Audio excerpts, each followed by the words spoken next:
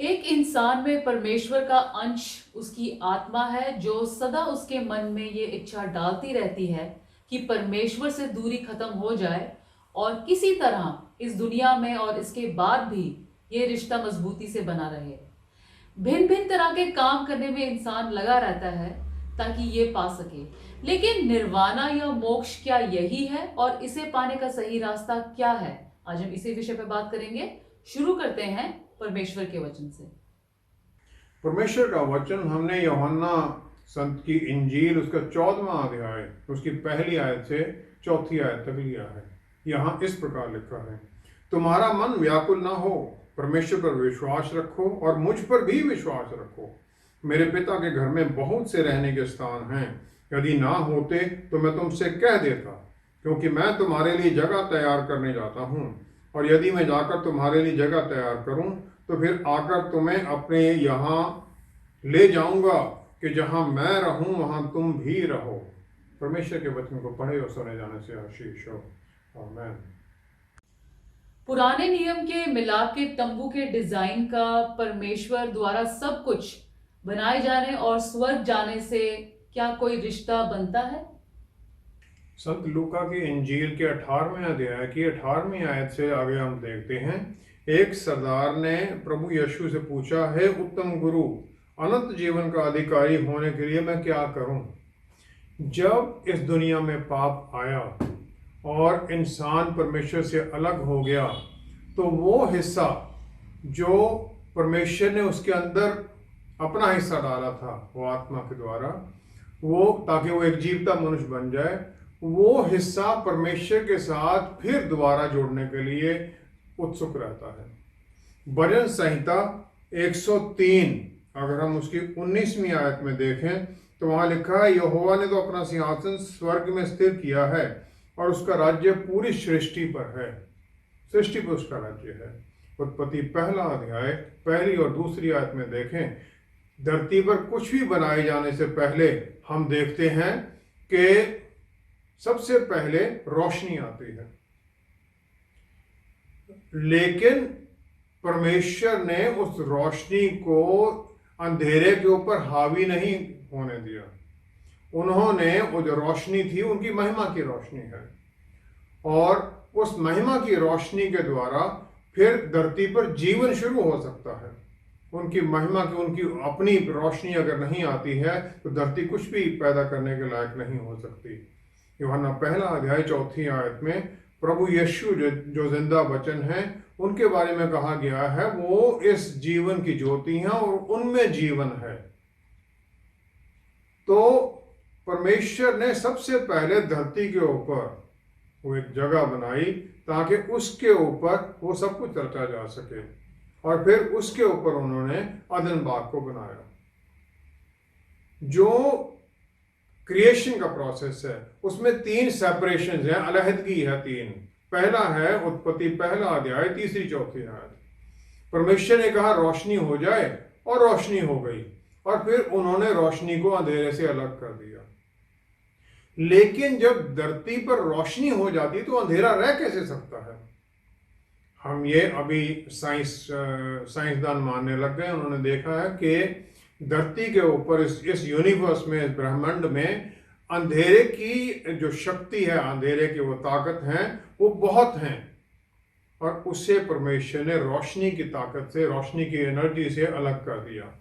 दूसरी अलहदगी उत्पत्ति पहला अध्याय 6-7वीं आयत में पानियों की अलहदगी है। पानियों को परमेश्वर ने एक आसमान बनाया जिसके ऊपर उसने हवा कर दी ताकि इंसान सांस ले सके और वो पानी के नीचे, पानी ऊपर चला गया, पानी नीचे धरती पर भी है, उन दोनों के बीच में वो जिंदा रह सके। तीसरी अलहदगी क्या है? उत्पत्ति पहला अध्याय 14वीं आयत में रात को नाइट फ्रॉम डार्कनेस, क्योंकि सूरज, चांद और तारे परमेश्वर लगा देते हैं ताकि वो दिन, महीने और साल और सीजन्स के बारे में बताएं। फिर वहां पर दिन और रात को अलग कर दिया जाता है। उत्पत्ति 3 की 24वीं आयत में आदम और ईव को जब अदन बाग से निकाल दिया जाता है तो परमेश्वर वहां पर एक खरूफ को लगा देते हैं जिसके हाथ में वो तलवार है जो चारों तरफ मुड़ती है ताकि वो जीवन के वृक्ष की तरफ वापस ना जा सके।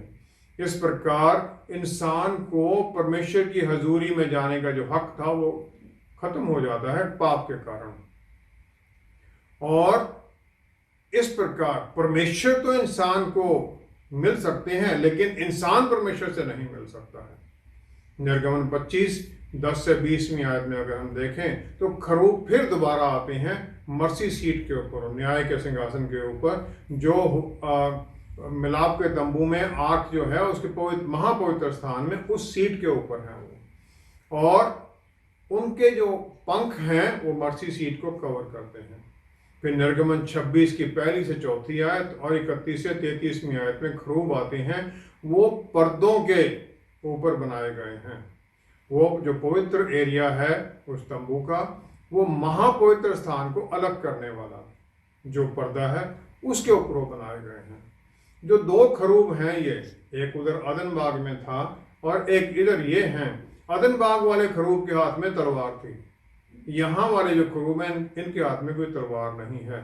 ये खरूब हमें परमेश्वर की हजूरी में जाने से रोकते नहीं हैं, बल्कि ये हमें उनकी हजूरी में लेकर जाते हैं। तो ये 3 तरह की अलहदगी टैबरनेकल में हो जाती है। सबसे पहला है कोर्ट यार्ड है बाहर में पवित्र स्थान के, उसके आगे है पवित्र स्थान, उसके आगे महापवित्र स्थान जहां पर के वो मर्सी सीट और आर्क है। जो 3 सेपरेशन हैं ये क्रिएशन प्रोसेस के साथ मिलती हैं, क्योंकि अगर हम देखें जो आउटर कोर्ट यार्ड है टेम्पल, वो सबके लिए है, कोई भी वहां जा सकता है, जो जेंटाइल जो दूसरे यहूदी नहीं थे वो भी जा सकते हैं। लेकिन पवित्र स्थान में जो लेवी याजक थे वही आराधना के लिए जा सकते थे, और वो हर रोज वहां पर जाकर इंसेंस धूप चढ़ाते हैं। इब्रानियों की पुस्तक 9वां अध्याय 7वीं आयत में लिखा है, महापवित्र स्थान में कोहन गडोल जो हाई प्रीस्ट था, महायाजक था, वो साल में एक बार जाता था ताकि वो मेमने का लहू लेके जाए और मर्सी सीट के ऊपर उसे लगाए, ताकि इजरायलियों के और अपने पापों की प्रायश्चित कर सके। जो पहले खरूब हैं जो बाहर का पर्दा है, जो कि कोर्ट यार्ड को पवित्र स्थान से अलग करता है, वो हमें सूरज, चांद और सितारों की जो रोशनी है उससे आगे बढ़ा देता है। हम उस नेचुरल रैम से बाहर निकल जाते हैं और अंदर पवित्र स्थान में चले जाते हैं। जो टाइम और सीजन जो गवर्न हो रहे हैं चांद सूरज के कारण, हम उससे बाहर हो जाते हैं, क्योंकि वहां पर जो लाइट है मेनोरा जो 7 लैंप है उसी की लाइट है, बाहर की लाइट वहां नहीं आती है। और ये क्रिएशन प्रोसेस का रिवर्स है कि 3rd सेपरेशन जो है उसे बैकवर्ड चल रहे हैं। जो महापवित्र स्थान के बाहर जो पर्दा है उसके ऊपर भी खरूब बने हुए हैं, वो उस प्रकार अलहदगी करते हैं जिस प्रकार पानी धरती पर और पानी आकाश में है, उसके बीच में हवा बनाई गई है ताकि उसमें वो सांस ले सके।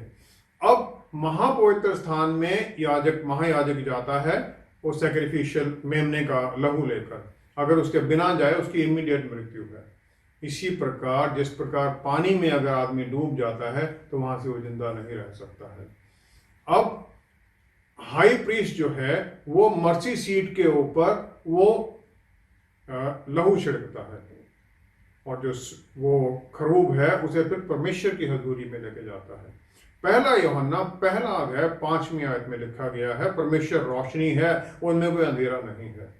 और ये माना जाता है यहूदी लोगों में कि जब वो लहू छिड़का जाता था तो उस आर्क में से अंदर से लाइट निकलती थी, रोशनी निकलती थी, क्योंकि वो जो सेपरेशन पर्दा था वो 4 से 6 इंच मोटा पर्दा था, जो प्रभु यीशु के सलीब पर कुर्बानी के बाद में ऊपर से नीचे तक फट गया था पर्दा।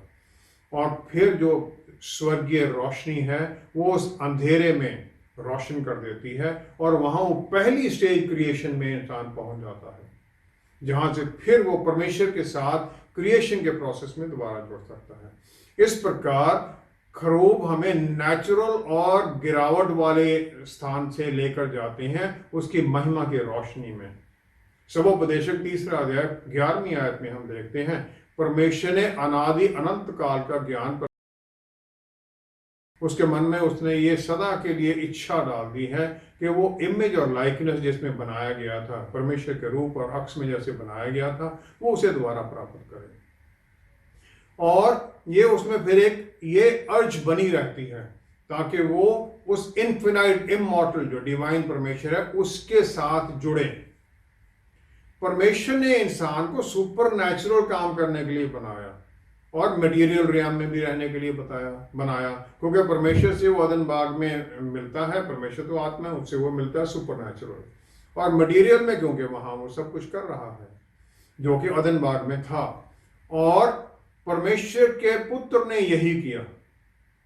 तो परमेश्वर ने क्योंकि इंसान को अपने जैसा बनाया, अपने लिए बनाया, हमारे मन हर वक्त वो रेस्टलेसनेस में रहते हैं क्योंकि हम उस शांति जो प्रभु यीशु ने हमें दी उसके बिना हम अशांति में ही बने रहते हैं।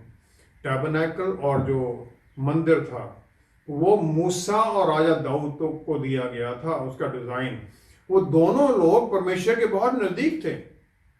वो इसलिए था, राजा दाऊद को तो कहा गया परमेश्वर के मन का इंसान, इसलिए उन्हें दिया गया ताकि वो इंसान के रिप्रेजेंटेटिव बनकर परमेश्वर की हजूरी में जाने का रास्ता खोल सके। पुराने नियम में ये रास्ता खुल जाता है, जहां परमेश्वर है वहां स्वर्ग है, ताकि इंसान धरती पर भी फिर उस स्वर्ग में ही रह सके। प्रभु यीशु यही काम आकर दोबारा जब वो जन्म लेते हैं, इंसान बनते हैं, तो वो वही रास्ता हमारे लिए खोल देते हैं। एक विश्वासी का प्रभु यीशु द्वारा परमेश्वर से सीधा रिश्ता बनाए जाने के बाद भी क्या मिलाप के तंबू या यरूशलेम के मंदिर का उसके लिए कोई महत्व रह जाता है? संत मार्कुस की इंजील उसका पहला अध्याय 24वीं आयत में प्रभु यीशु के सामने वो दुष्ट आत्मा चिल्ला उठती है। वो कहती है, उसने चिल्लाकर कहा, हे यीशु नासरी, हमें तुझसे क्या काम? क्या तू हमें नष्ट करने आया है? मैं तुझे जानता हूं तू कौन है, परमेश्वर का पवित्र जन, the Holi one of God. ये बड़ी एक अचंभे की बात है कि जो डीमंस हैं, इवल स्पिरिट्स हैं, वो प्रभु यीशु को पहचान लेती हैं, उनके अधिकार को पहचान लेती हैं, लेकिन जो उसकी आराधना करने के लिए महायाजक और दूसरे लोग चुने गए थे वो उसे नहीं पहचानते। पहला यूहन्ना 3 अध्याय 8वीं आयत में प्रभु यीशु का जो मिशन क्या था, जो कि उत्पत्ति पहले की 15वीं आयत में भी था, कि शैतान के कामों को नष्ट करना। उत्पत्ति 3 अध्याय 15वीं आयत में कि शैतान के कामों को नष्ट करना, या जो सांप है, सरपेंट है, उसके सर को क्रश करना। लेकिन परमेश्वर ने यह किया क्यों? यूहन्ना 3:16 में हम देखते हैं, लिखा गया है, for God so loved the world that he gave his only begotten son. परमेश्वर ने इस जगत से इतना प्यार किया कि उन्होंने अपना इकलौता पुत्र दे दिया कि जो उस पर विश्वास करे वो नाश ना हो बल्कि अनंत जीवन पाए। इसमें जो खास पॉइंट है, सो लव्ड, इतना प्यार किया, और ये उनके अद्भुत प्यार का एक नमूना है जिसकी कोई पैमाइश नहीं हो सकती, जैसे हम जांच नहीं सकते। और ये प्यार जो है परमेश्वर के इनिशिएटिव पर है, हम डिजर्व नहीं करते इसे, उन्होंने किया हमसे प्यार, हमारा कोई इसमें काम नहीं था। और फिर इसमें है वो अनंत काल का जीवन, जिसे कि क्रिएशन के समय पर ही डिफाइन किया गया। उत्पत्ति 2:17 में परमेश्वर की तरफ से ये वार्निंग मिलती है कि वो भले और बुरे के ज्ञान वाले वृक्ष का फल मत खाना, क्योंकि जिस दिन तुम खाओगे तुम मर जाओगे। यू विल श्योरली डाई, ये नहीं कि तुम शायद मर जाओगे, यू विल श्योरली डाई, वहां ये है। और ये जो मौत है ये आत्मिक मौत है। आत्मिक मौत है परमेश्वर से अलग हो जाना। आदम और ईव फिजिकली तो उसके बाद में रहे, लेकिन उन्हें अदन बाग से बाहर निकाल दिया गया, परमेश्वर की हजूरी से बाहर निकाल दिया गया। तो वहां होता क्या है? परमेश्वर ने जो अक्स में बनाया था, अपने जो इमेज में बनाया गया था, वो इंसान खो देता है, उसे ढक दिया जाता है, वो जो गारमेंट ऑफ स्किन दिए जाते हैं। अब उसमें वो अक्स है तो है, लेकिन वो उसे इस्तेमाल नहीं कर सकता है।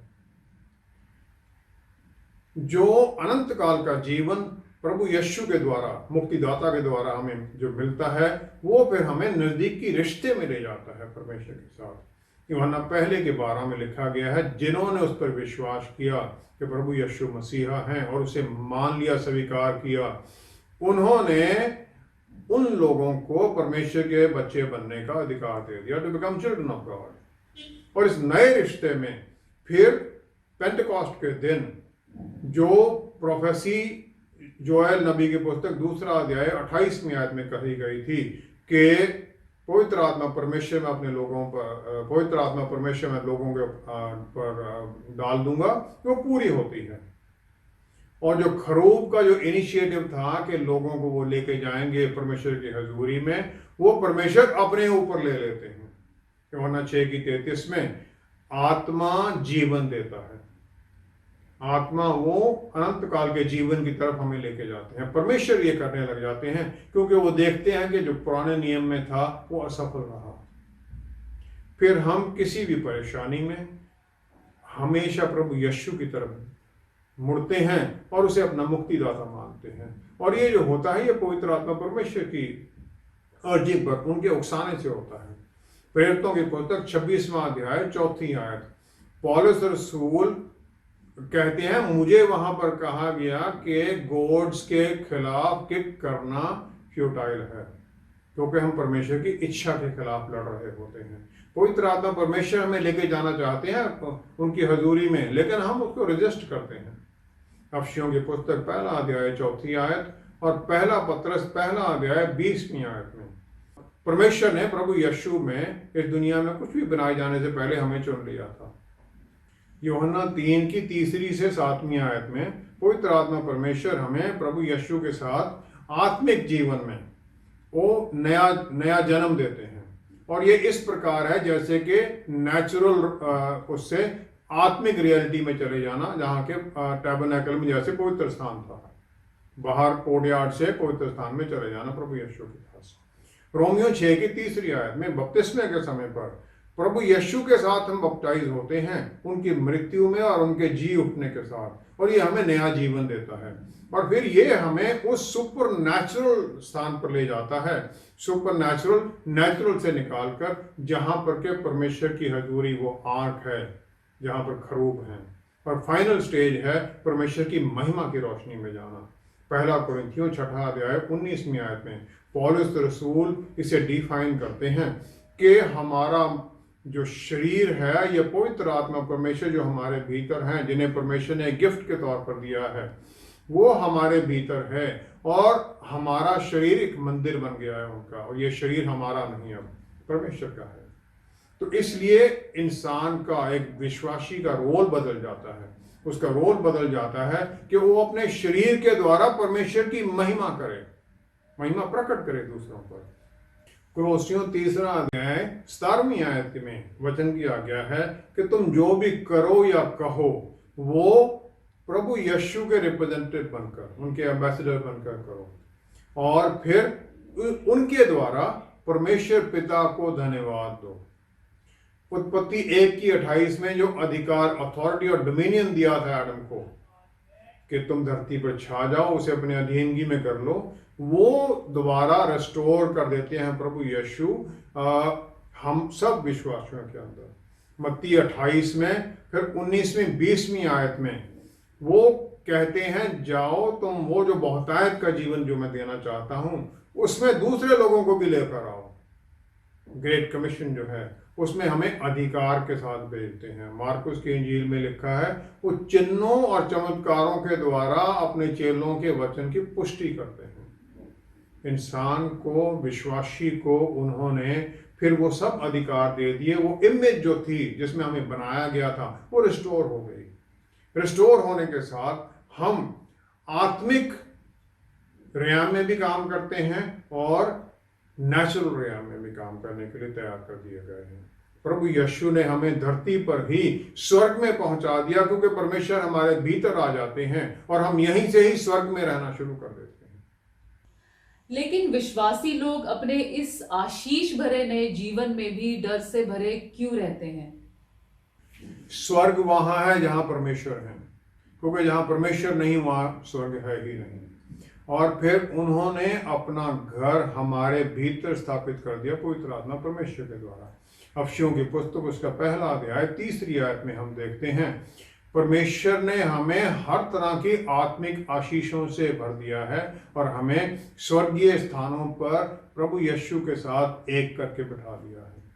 अफसियों 2 अध्याय 6 आयत में, जब हम धरती पर ही रह रहे हैं, हम वो प्रभु यीशु के साथ स्वर्गीय स्थानों में बिठा दिए गए हैं। प्रभु यीशु आते हैं, जो क्रिएशन प्रोसेस है, अगर हम वहां पर देखें, परमेश्वर ने मिट्टी में अपना अक्स डाल दिया। परमेश्वर इंसान के भीतर अपना अक्स डालता है। परमेश्वर इंसान में आता है। जब प्रभु यीशु आते हैं तो वो इंसान को परमेश्वर में ले जाते हैं। परमेश्वर है, परमेश्वर का पुत्र है, वो इंसान बन जाता है। जब वो जी उठते हैं तो शरीर को साथ लेकर जाते हैं। इंसान परमेश्वर के साथ फिर वो स्वर्ग में चला जाता है। इंसान परमेश्वर में जुड़कर परमेश्वर पिता के दाहिनी तरफ बैठ जाता है, राज्य करने लगता है। वो अधिकार हमें प्रभु यीशु देते हैं। शैतान नहीं चाहता कि जो ये परमेश्वर ने हमें सही पोटेंशियल दिया है उसमें हम जिएं। हालांकि यूहन्ना 14:12 में प्रभु यीशु ने हमें ये आशीष दी कि जो मुझ में विश्वास करेगा, जो काम मैं करता हूं वो भी करेगा, बल्कि इससे भी बड़े काम वो करेगा। क्योंकि वही पवित्र आत्मा परमेश्वर जो प्रभु यीशु में काम करते थे हमारे भीतर भी काम कर रहे हैं। लेकिन शैतान इसे पूरी तरह से बदलने लग जाता है। ये चलने लग जाता है कि नहीं, वो तो प्रभु यीशु के साथ था, जो काम थे वो तो प्रेरितों के साथ खत्म हो गए, हर एक ये नहीं कर सकते। जबकि हर दिन हम देखते हैं, गवाहियां सुनते हैं चमत्कार होते हुए। गलातियों की पुस्तक 4 अध्याय 1 आयत, जो एयर है, जो वारिस है, जब तक वो बच्चा है वो एक दास से कोई खास भिन्न नहीं है। और जो एक विश्वासी प्रभु यीशु में अपने स्टेटस को नहीं जानता है, वो भी अंधेरे की ताकतों की अधीनगी में है, वो दास ही है उनका। इब्रानियों की पुस्तक 5 अध्याय 12 आयत में एक विश्वासी की कमीशन क्या है कि दूसरों को चेले बनाना और फिर उनका टीचर बनना। जबकि वहां लिखा गया है इब्रानियों की पुस्तक में कि तुम्हें तो एलिमेंट्री सच्चाई, जो शुरुआत की बातें वही सीखने के लिए तुम्हें दोबारा बताने की जरूरत पड़ रही है कि तुम तो दूध पीते बच्चे हो, सॉलिड फूड के तुम अभी लायक हुए ही नहीं। ये जनरली मान लिया जाता है कि परमेश्वर चाहते हैं कि इंसान उनके साथ स्वर्ग में रहे, लेकिन जो असलियत है वो अलग है।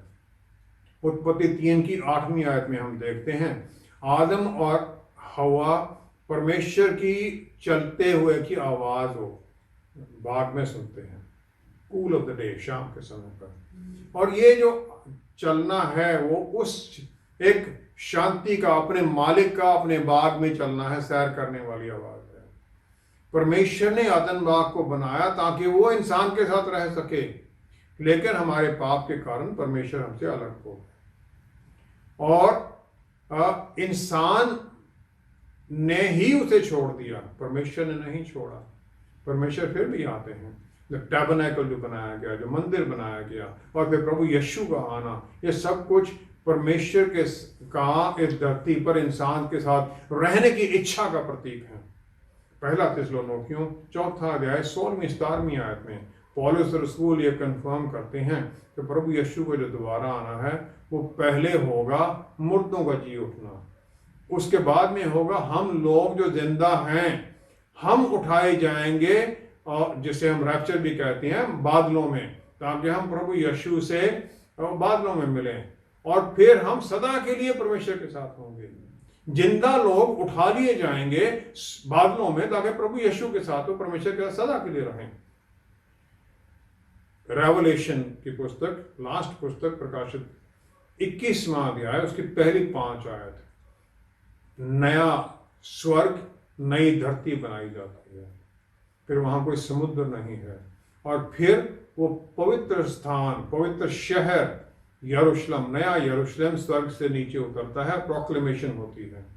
कि परमेश्वर का घर, परमेश्वर का रहने का स्थान अब लोगों के बीच में आ गया है और परमेश्वर उनके साथ रहेंगे।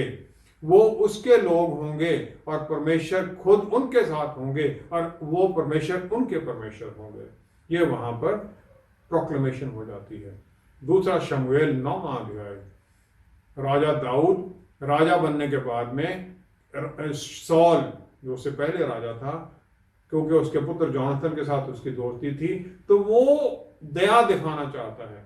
वो पूछता है कि सॉल के घराने का कोई है, तो वहां पर मफीबोशेत है जो कि जोनाथन का पुत्र है, लेकिन वो दोनों पैरों से लंगड़ा है, लोडेबार में रहता है, जगह लोडेबार है। और राजा दाऊद उसे वो सब कुछ दे देता है जो सॉल का था या उसके परिवार का था, और मफीबोशेत को अधिकार दिया जाता है कि वो राजा के मेज पर हर दिन खाना खाएगा। इब्रानी भाषा में लोडेबार का मतलब है वो जगह जहां कोई पैस्चर कुछ भी नहीं है, विल्डरनेस है, आइसोलेशन है, कुछ भी नहीं है। वहां से राजा दाऊद निकालता है, मफीबोशेत को पहुंचा लेता है अपने घर में, अपने परिवार में ले आता है। प्रभु यीशु भी हमें इसी प्रकार उस पाप की गहराई में से, उस किसी जहां हमारा कोई अस्तित्व नहीं है, वहां से निकाल कर अपने परिवार का हिस्सा बनाते हैं, अपने मेज पर हमें खाना खाने के लिए ले आते हैं। नई धरती और नया आकाश इस धरती पर आने से पहले ही हम इस दुनिया में विश्वासी लोग सब वो नए जीवन में प्रवेश पा लेते हैं। हम पहले से ही स्वर्ग में, स्वर्गीय स्थानों में परमेश्वर प्रभु यीशु के साथ रहने लग जाते हैं। यूहन्ना 14 की पहली 2 आयत जो पढ़ी थी, उसमें भी प्रभु यीशु कहते हैं कि उन्होंने अपने पिता के घर में हमारे लिए जगह पहले ही निश्चित कर दी है। हमें सदा के लिए एक जगह निश्चित करके दे दी गई है कि वहां पर हमारे लिए है। स्वर्ग में जब तक स्वर्ग वहां पर है, जब धरती पर वो आ जाएगा तब हम फिर वहां पर हमारी जगह पर निश्चित कर दी गई है। तो हम यहाँ पर ही पवित्र आत्मा परमेश्वर के द्वारा उस स्वर्गीय स्थानों में बैठाए गए हैं। जब हम ये पहचान लेते हैं कि प्रभु यीशु में हमारी पहचान क्या है, तो फिर हम जीने लग जाते हैं उसी अनुसार। फिर हम वो सब अधिकार पाए हुए बन जाते हैं। फिर हम डर के नहीं, बल्कि हम उस आत्मा से भरे हुए लोग बन जाते हैं। वो पवित्र आत्मा परमेश्वर जो हमें बल, प्यार और आत्म संयम की आत्मा है। फिर हमें क्रेविंग ये नहीं है कि हम स्वर्ग में जल्दी पहुंचे।